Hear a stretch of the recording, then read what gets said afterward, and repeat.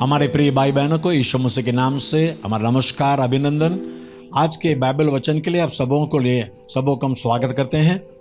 चलिए छोटी सी प्रार्थना करें। प्यारे पिता परमेश्वर, तेरे शास्त्र के वचन को, उसकी गहराई को, चमत्कारी बातों को देखने के लिए हमारी आंखों को खोल दे।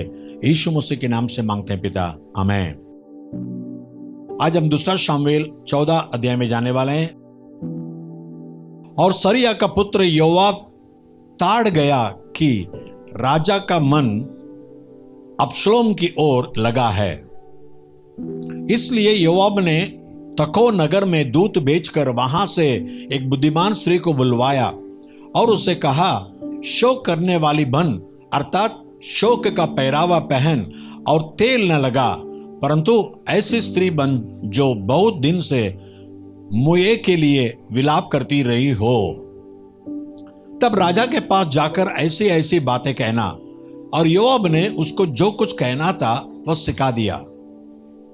जब वो तकोइन राजा से बातें करने लगी तब मुंह के बल भूमि पर गिर दंडवत करके कहने लगी, राजा की दोहाई। राजा ने उससे पूछा, तुझे क्या चाहिए? उसने कहा, सचमुच मेरा पति मर गया और मैं विधवा हो गई, और तेरी दासी के 2 बेटे थे, उन दोनों ने मैदान में मारपीट की और उनको छुड़ाने वाला कोई न था, इसलिए एक ने दूसरे को ऐसा मारा कि वह मर गया। और यह सुन सब कुल के लोग तेरी दासी के विरुद्ध उठकर यह कहते हैं कि जिसने अपने भाई को घात किया उसको हमें सौंप दे, कि उसके मारे हुए भाई के प्राण के पलटे में उसको प्राण दंड दे और वारिस को भी नाश करे। इस तरह वे मेरे अंगारे को जो बच गया है बुझाएंगे और मेरे पति का नाम और संतान धरती पर से मिटा डालेंगे। राजा ने स्त्री से कहा, अपने घर जा और मैं तेरे विषय आज्ञा दूंगा। तकोइन ने राजा से कहा, हे मेरे प्रभु, हे राजा, दोष मुझी को और मेरे पिता के घराने ही को लगे, और राजा अपनी गद्दी समेत निर्दोष ठहरे। राजा ने कहा, जो कोई तुझसे कुछ बोले उसको मेरे पास ला, तब वह फिर तुझे छूने न पाएगा। उसने कहा, राजा अपने परमेश्वर यहोवा को स्मरण करे कि खून का पलटा लेने वाला और नाश करने न पाए और मेरे बेटे का नाश न होने पाए। उसने कहा, यहोवा के जीवन की शपथ, तेरे बेटे का एक बाल भी भूमि पर गिरने न पाएगा।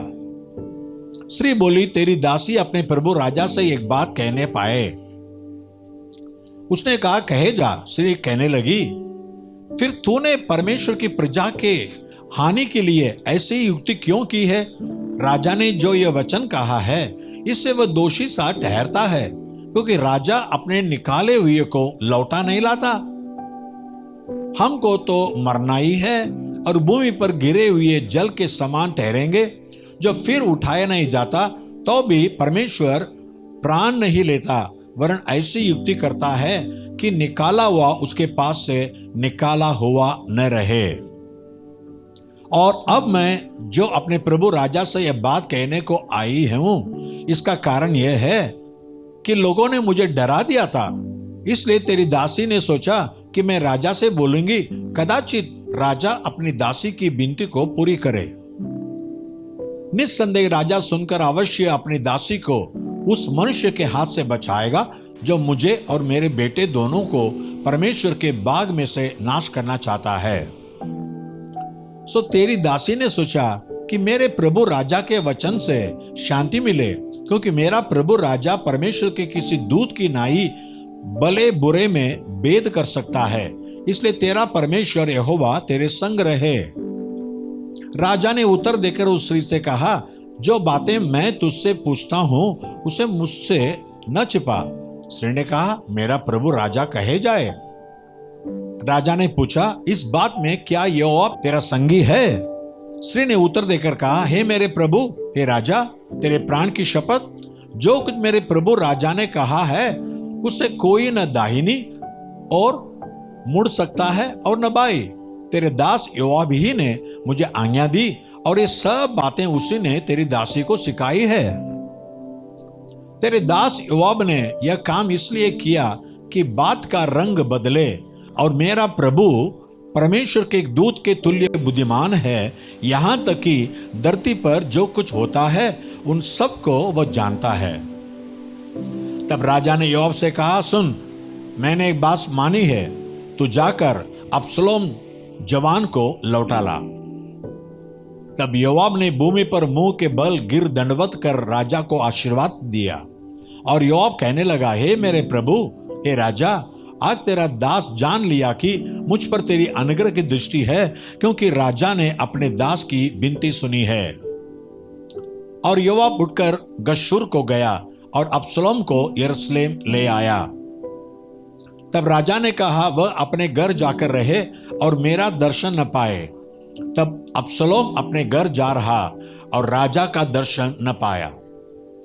समस्त इस्राएल में सुंदरता के कारण बहुत प्रशंसा योग्य अबसलोम के तुल्य और कोई न था, वरन उसमें नख से सिक तक कुछ दोष न था।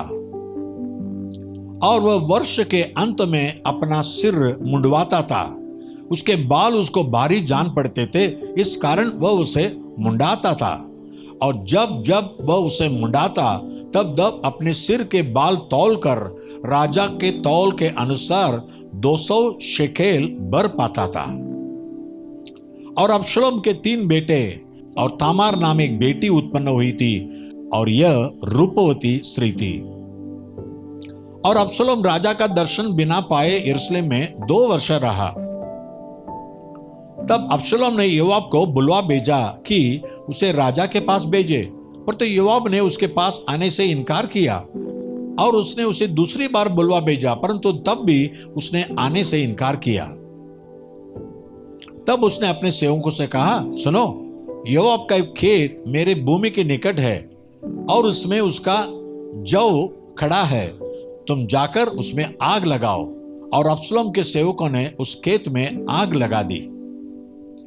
तब योआब उठा और अबसलोम के घर में उसके पास जाकर उससे पूछने लगा, तेरे सेवकों ने मेरे खेत में क्यों आग लगाई है? आज याकूब के पत्री 5 अध्याय पढ़ने वाले हैं। हे धनवानों, सुन तो लो, तुम अपने आने वाले क्लेशों पर चिल्ला चिल्लाकर रो। तुम्हारा धन बिगड़ गया और तुम्हारे वस्त्रों को कीड़े खा गए।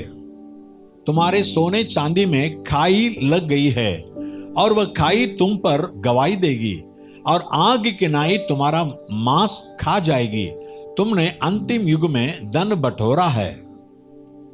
देखो, जिन मजदूरों ने तुम्हारे खेत काटे, उनकी वह मजदूरी जो तुमने धोखा देकर रख ली है चिल्ला रही है, और लवने वालों की दोहाई सेनाओं के प्रभु के कानों तक पहुंच गई है।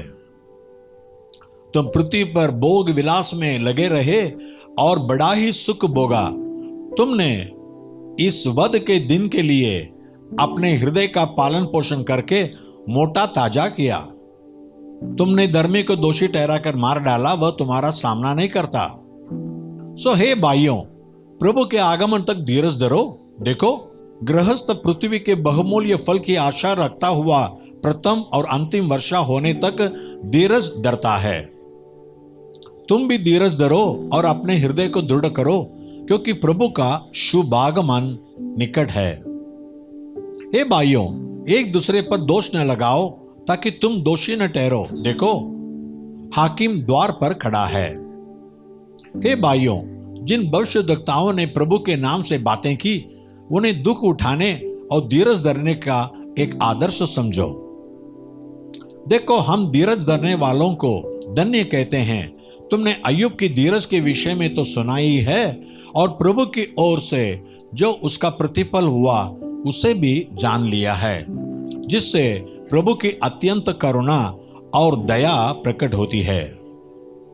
पर हे मेरे भाइयों, सबसे श्रेष्ठ बात यह है कि शपथ न खाना, न स्वर्ग की, न पृथ्वी की, न किसी और वस्तु की, पर तुम्हारी बातचीत हाँ की हाँ और नहीं की नहीं हो, कि तुम दंड के योग्य न ठहरो।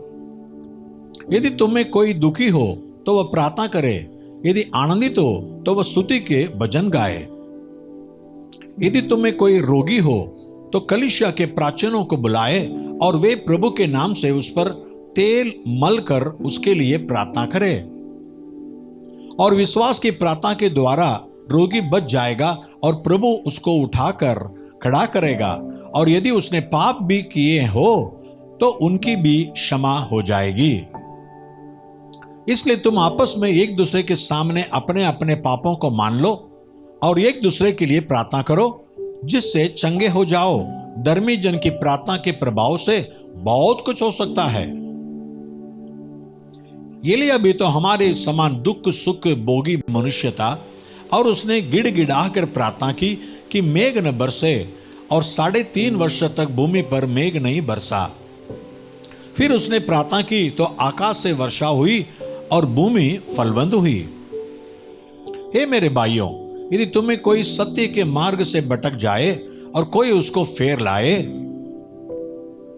तो वह यह जान ले कि जो कोई किसी भटके हुए पापी को फेर लाएगा, वह एक प्राण को मृत्यु से बचाएगा और अनेक पापों पर पर्दा डालेगा। दूसरा राजा 4 अध्याय 38 वचन से। आज एक चमत्कार के बारे में देखने वाले हैं। एलीशा नबी के द्वारा क्या चमत्कार हुआ। तब एलीशा गिलगाल को लौट गया। उस समय देश में अकाल था और भविष्यद्वक्ताओं के चेले उसके सामने बैठे हुए थे, और उसने अपने सेवक से कहा, हंडा चढ़ाकर भविष्यद्वक्ताओं के चेलों के लिए कुछ पका।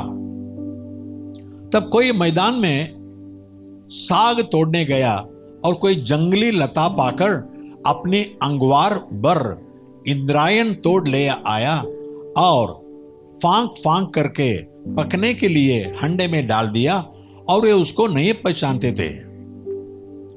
तब उन्होंने उन मनुष्यों के खाने के लिए हंडे में से परोसा। खाते समय वे चिल्लाकर बोल उठे, हे परमेश्वर के भक्त, हंडे में माहुर है और वे उसमें से खा न सके। तब एलीशा ने कहा, अच्छा, कुछ मैदा ले आओ। तब उसने उसे हंडे में डालकर कहा, उन लोगों को खाने के लिए परोस दे। फिर हंडे में कुछ हानि की वस्तु न रही। और कोई मनुष्य बाल शालीशा से पहले उपजे हुए जव की 20 रोटियां और अपनी बोरी में हरी बालें परमेश्वर के भक्त के पास ले आया। तो एलीशा ने कहा, उन लोगों को खाने के लिए दे। उसके टहलों ने कहा, क्या मैं 100 मनुष्य के सामने इतना ही रख दूं? उसने कहा, लोगों को दे दे कि खाएं, क्योंकि यहोवा यूं कहता है, उनके खाने के बाद कुछ बच भी जाएगा। तब उसने उनके आगे दर दिया, और यहोवा के वचन के अनुसार उनके खाने के बाद कुछ बच भी गया। परमेश्वर कितना बड़ा चमत्कार किया देखिए। एक तो जहरीला खाने को अच्छा बना दिया और 20 रोटी को 100 लोगों के लिए तृप्त कर दिया। वैसे चमत्कार परमेश्वर आपको करेगा। प्यारे पिता परमेश्वर, धन्यवाद देते प्रभु। तो आज भी चिन्ह चमत्कार करने वाला परमेश्वर है। जैसे एलीशा के दिनों में किया था, वैसे अपने बच्चों के जीवन में कर दे प्रभु। उनके जीवन में जो भी हानिकारक बातें हुई है, चीजें आई है, उन सबों को बिना हानि के बदल दे प्रभु राजा। सारे जहरीले बातों को हटा दे, और साथ में उनके पास थोड़े ही हैं, लेकिन उसमें बरकत दे, बरकत के आशीर्वाद दे। उनके कमाई थोड़े हो सकते हैं, लेकिन कमाई में बरकत दे, भरपूर आशीष मिलने दे। यीशु मसीह के नाम से मांगते पिता, आमीन और आमीन। God bless you. परमेश्वर आपको आशीष करे। आमीन।